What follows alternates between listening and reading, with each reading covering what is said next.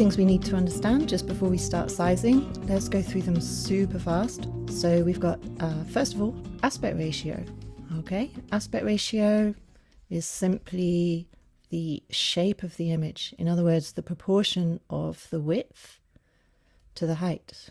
Okay, this one, for example, is a proportion of 1:1. And if I was to have a Canon image, for example, we've got a ratio of about 3:2.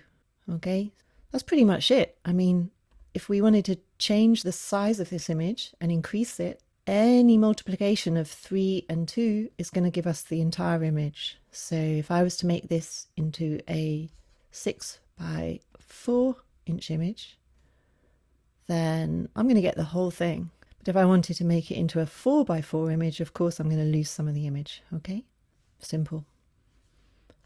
All right, so what's next? We've got resolution. Resolution is simply the number of pixels across each inch. So let's take a look. There we go, there's our little pixels. We can see our resolution if we either click into the image and then image size box. All right, we can see the resolution of the image here, or we can also see it down the bottom left of your screen there. And resolution, it's recommended that you have 300 pixels per inch for printing.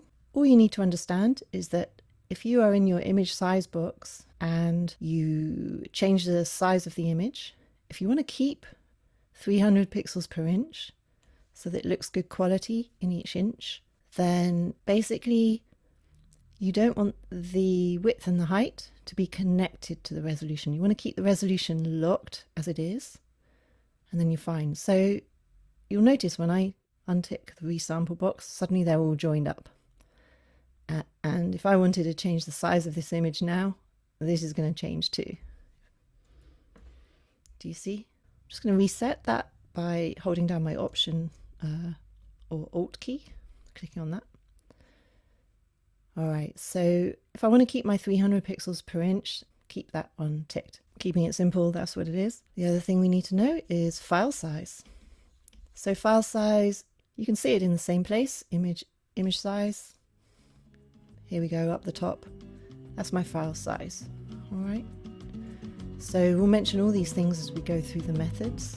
File size is going to be, kilobytes. That's what you want when you're sending off to the web.